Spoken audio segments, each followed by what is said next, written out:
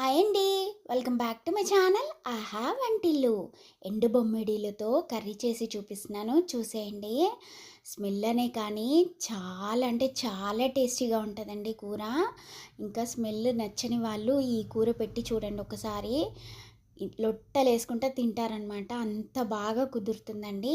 First అయితే బొమ్మిడీలకున్న తలలు రెక్కలన్నీ cut చేసి వాటర్లో వేసి నలుపుతూ కడగండి. ఇసుకేమన్నా ఉంటే వాటర్లో దిగిపోతుంది. ఇంకొక కడాయి పెట్టుకొని ఆయిల్ వేసి కడిగి పెట్టుకున్న చేప ముక్కలు వేసి కొంచెం బ్రౌన్ కలర్ వచ్చే వరకు వేయించండి.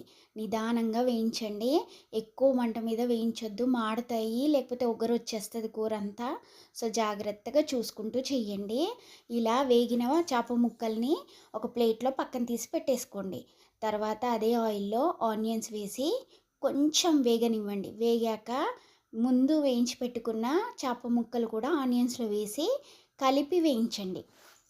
వేయించితే చాలా వరకు వాసన తగ్గిపోతుంది. ఇంకా ఇవి రెండు వేగాక ఇందులో అల్లం వెల్లుల్లిపాయ పేస్ట్, పసుపు వేసి మంచిగా పచ్చివాసన పోయే వరకు నిదానంగా వేయించండి. చిన్న మంట మీద కూర చేస్తే మాత్రం సూపర్ టేస్టీగా వస్తుందండి. చూస్తున్నారా, ఇవి మనం కలుపుతుంటేనే కొంచెం ఆ మంటకి క్రిస్పీగా అయిపోతాయి అన్నమాట. ఆనియన్స్ కానీ చేప ముక్కలు కానీ అక్కడక్కడ క్రిస్పీగా అవుతాయి. సో అలా చూస్తూ చెయ్యండి. ఇంకా ఇవి పచ్చివాసన పోయే వరకు వేయించాక ముందు కట్ చేసి పెట్టుకున్న టమాటో ముక్కలు వేయండి. టమాటో ముక్కలతో పాటు కట్ చేసి పెట్టుకున్న మెంతి కూరను కూడా వేయండి. టమాటోలతో చేసే కర్రీలో మెంతి కూర యాడ్ చేయండి. టేస్ట్ మాత్రం అమోఘంగా మారిపోతుందండి. ఇలా రెండు వేసాక మంచిగా నిదానంగా కలిపేయండి. కలిపేసి మూత పెట్టి ఒక 2 మినిట్స్ మగ్గనివ్వండి. అంటే టమాటో ముక్కలకి వేడి సేక తగిలి ఇలా బుడగలు ఉడకడం స్టార్ట్ అవుతుంది అనమాట. అప్పటి వరకు మూత పెట్టేసి మగ్గనియండి. చక్కగా మగ్గిపోతాయండి.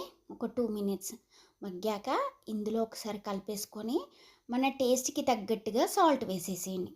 సాల్ట్ వేసి మళ్ళీ మూత పెట్టేసి మగ్గనియండి. సాల్ట్ వేసాం కదా, ఇప్పుడు అందులో ఉన్న చెమ్మ ఏదైతే బయటకు వచ్చి మంచిగా ఉడుకుతుందనమాట. చూసారా ఎంత బాగుంటుందోనండి. చూడండి చక్కగా. ఇప్పుడు కారం వేసి కొంచెం గరం మసాలా, కొంచెం ధనియాల పొడి వేసి మంచి కలిపేసి ఇందులో కొన్ని వాటర్, అంటే టమాటోలు మెత్తబడే వరకు కొన్ని వాటర్ పోసేయాలి. ఎక్కువ పోయకండి, టేస్ట్ మారిపోతుంది. సో చూసి పోయండి. ఎంత బాగుంటుందోనండి, నిజంగా చాలా టేస్టీగా ఉంటుందండి. భలే ఉంటుంది కూర. కొంచెం టైం పడుతుందండి. నాకు కూర అయ్యేటప్పటికి ఒక 25 మినిట్స్ పట్టింది. సో అందుకని టైం ఉన్నప్పుడు ఇలా టేస్టీగా చేసుకొని తినండి, భలే ఉంటుంది. ఇప్పుడు కొన్ని వాటర్ పోసేయండి, కలిపేసి వాటర్ పోయండి. అస్సలు మాడనీయకండి, కూర ఒగరొచ్చేస్తుంది. సో చూసుకుంటూ నిదానంగా చెయ్యండి, చాలా బాగుంటాయి.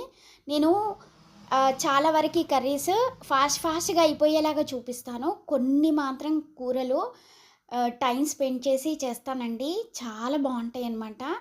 ఇలా వాటర్ పోసి మగ్గుతున్నప్పుడు ఎగ్స్ ఉడకబెట్టి పెట్టుకోవాలన్నమాట. ఆ ఎగ్స్ ఇందులో వేసేయండి. వేసేసి మూత పెట్టేసి కొంచెం మగ్గనియండి. ఒక 5 మినిట్స్కి చూడండి ఆయిల్ అంతా పైకి చేరింది. ఎగ్స్ ఎందుకు ఫస్ట్ వేసానంటే దాంట్లో ఉన్న ఉప్పు కారం అన్నీ కూడా ఎగ్స్కి పడతాయి అన్నమాట. బాగుంటాయి అన్నమాట, టేస్ట్ చాలా బాగుంటుంది. ఎండు చేపల కూరలో ఏ కూరలోనైనా కూడా ఎగ్స్ ఇలా ఉడకపెట్టి వేస్తే సూపర్ టేస్టీగా ఉంటాయండి. టమాటా ప్లేస్లో మీరు పులుసు కూడా వేసుకోవచ్చు అనమాట, చింతపండు పులుసు. సో అదొకలాగా ఉంటుంది. నేను ఇంకొకసారి చూపిస్తాను అది. చూసారా, అంతే.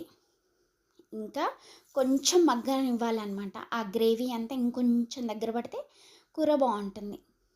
అంతేనండి, చక్కగా మగ్గిపోయింది. ఇప్పుడు ఎక్కువ కొత్తిమీరతో గార్నిష్ చేసుకొని, గార్నిష్ కాదు కొత్తిమీర వేస్తే ఫ్లేవరే మారిపోతుంది. చాలా బాగుంటుందండి కూర. ఎంత బాగుంటుందో అసలు, భలే కమ్మగా ఉంటుంది. ఈ ఎండు చేపలతో చేసిన కూర స్మెల్ ఉంటుంది కానీ నోట్లో పెడితే మాత్రం దివ్యంగా ఉంటుందండి. టేస్ట్ మాత్రం అదిరిపోతుంది. చేసే విధానంలో ఉంటుందండి. నేనే కాదండి, ఇంకా వేరే వేరే వాళ్ళు చేస్తారండి. అబ్బబ్బబ్బబ్బా! స్మెల్ మర్చిపోయి లొట్టలేసుకుంటా కంచాలు కంచాలు కంచాలు కంచాలు లాగించేయాల్సిందే. అంత బావుంటుంది. చూడండి అంతే అయిపోయింది. వేడి వేడి అన్నంతో తిన్నామంటే